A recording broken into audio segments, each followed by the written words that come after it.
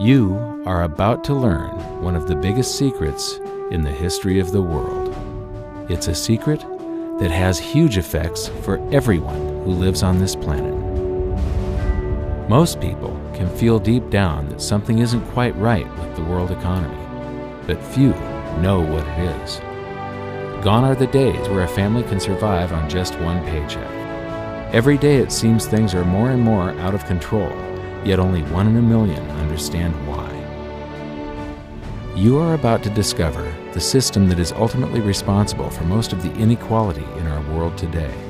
The powers that be do not want you to know about this, as this system is what has kept them at the top of the financial food chain for the last 100 years. Learning this will change your life because it'll change the choices that you make. If enough people learn it, it'll change the world because it'll change the system. For this is the biggest hidden secret of money. Never in human history have so many been plundered by so few, and it's all accomplished through this, the biggest scam in the history of mankind.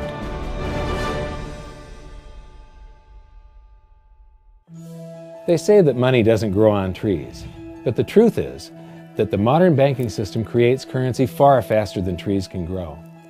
Most people don't have a clue how currency is created. Economists and bankers make it sound so complex that people think they can't understand it. But I'm going to strip our monetary system down to its essence so that you can see the scam behind the curtain and just how it affects you. Every modern society creates currency in pretty much the same way. But since the US dollar is the majority of the world's currency, I'm going to use the United States as our example.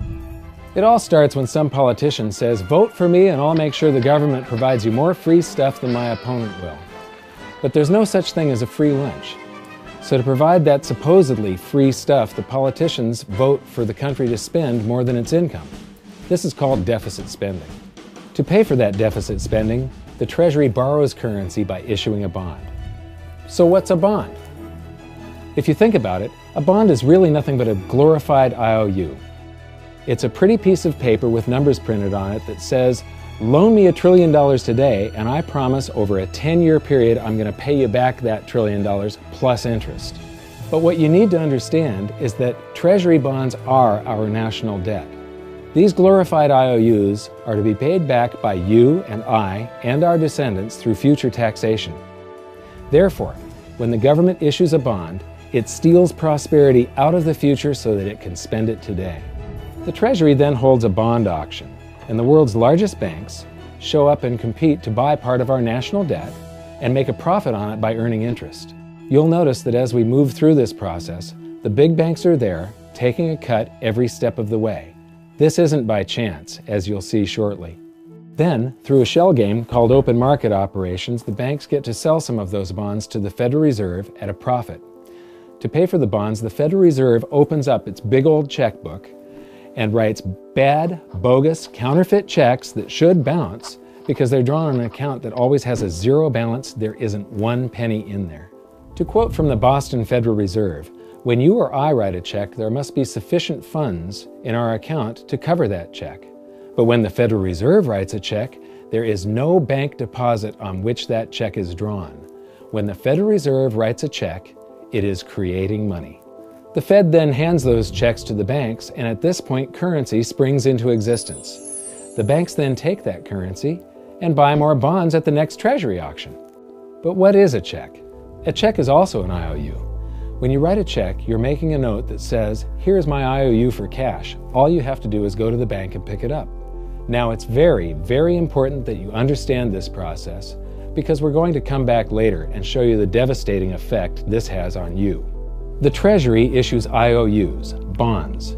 The banks then buy those IOUs with currency. The Federal Reserve then writes IOUs, checks, and hands them to the banks in exchange for the Treasury's IOUs, the bonds. And currency is created. So what's really happening is the Federal Reserve and the Treasury are just swapping IOUs, using the banks as middlemen, and abracadabra, presto, currency magically springs into existence. This process repeats and repeats over and over again, enriching the banks and indebting the public by raising the national debt. The end result is that there's a buildup of bonds at the Federal Reserve, and currency at the Treasury. This process is also where all paper currency comes from. The Federal Reserve and the government mistakenly call it base money because they didn't watch episode 1 of this series and they don't know the difference between money and currency. But I will correctly refer to it as base currency because it is not money. It is currency, and as we've learned, there is a big difference. Money has to be a store of value and maintain its purchasing power over long periods of time. We learned in episode 1 that earlier in our history, our paper currency was just a claim check. It was a representation for real money of intrinsic value, the gold and silver that was held on deposit at the Treasury. You could walk into any bank and slap your currency, like say a $20 bill, on the counter and redeem it for real money, a $20 gold piece. But now, this base currency that's piling up back here is really nothing but a receipt or a claim check on an IOU, that bond.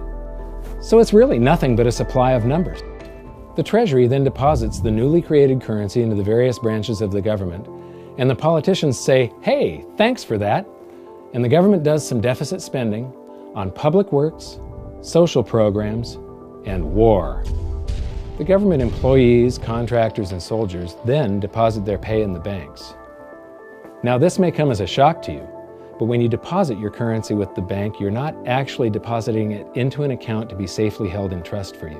Instead, you're actually loaning the bank your currency, and within certain legal limits, they can do with it pretty much anything they please. This includes gambling in the stock market and loaning it out, at a profit, of course. Now this is where the machine of currency creation really gets cranking, because this is where something called fractional reserve lending comes into play. Fractional reserve lending is exactly what it says. The banks are allowed to reserve only a fraction of your deposit and loan the rest out. Although reserve ratios may vary, I'm going to use a 10% reserve ratio as our example.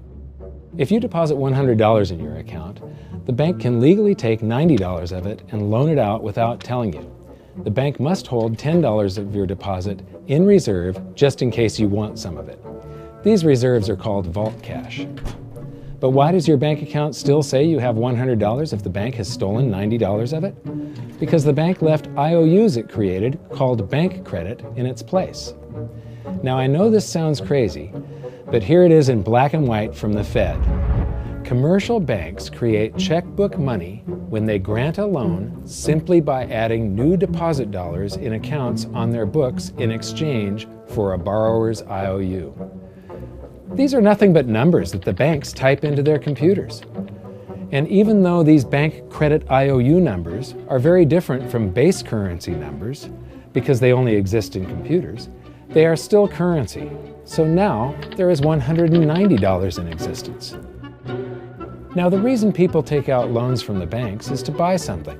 They're going to buy a house or a car or something like that. So the borrower takes the $90 that the bank loaned to him from your account and he pays the seller of the item.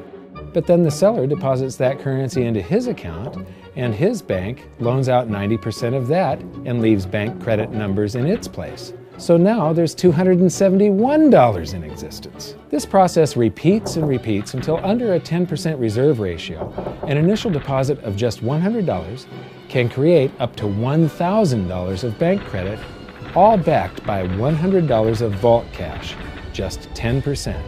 But as I said, reserve ratios vary wildly. On some deposits, it's 10%, on others, it's 3%, and on some forms of deposits, reserve requirements are 0. The result is that the expansion of the currency supply by the banks is far greater than even this example would lead you to believe. So once again, when currency is deposited in the banks get to lend it out, and then it gets redeposited and relent, redeposited and relent, redeposited and relent over and over again, creating bank credit all the way. This is where the vast majority of our currency supply comes from.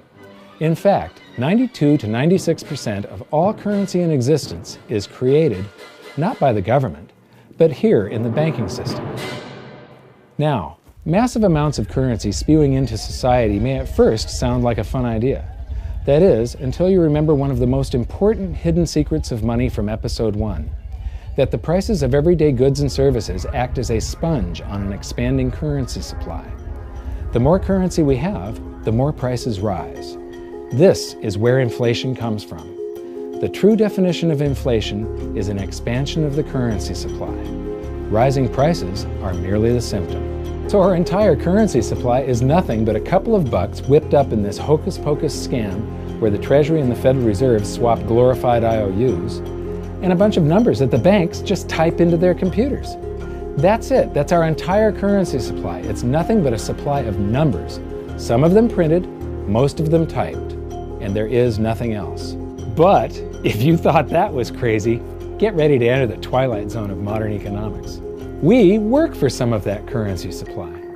True wealth is your time, but we trade away moments of our lives, hour by hour, day by day, and year by year, for numbers that somebody printed on pieces of paper or just typed into a computer. Now those numbers represent our blood, sweat, tears, labor, ideas, and talent. We are what gives the currency its value. But here comes the really cruel joke.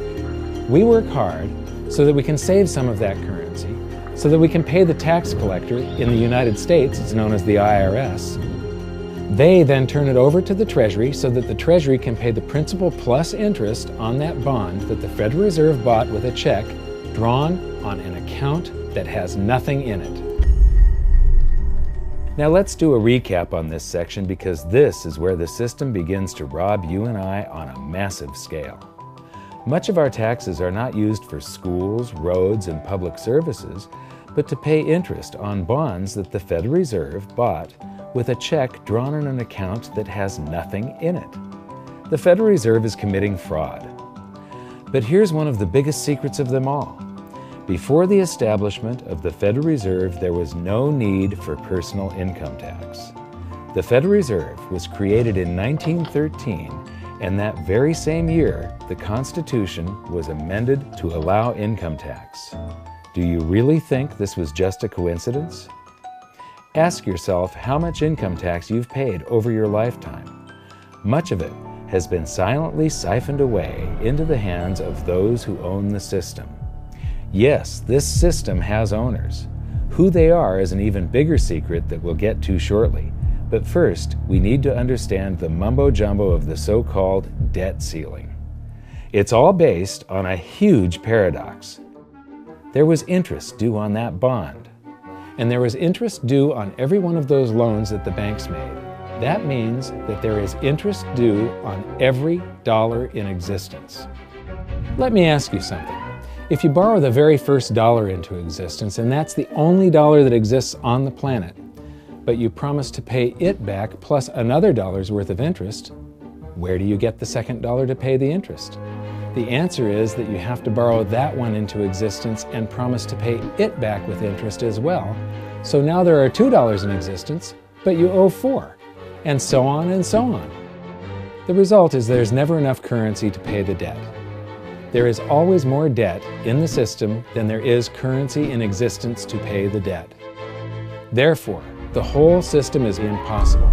It is finite. It will come to an end one day. What would happen if the government stopped borrowing to do deficit spending?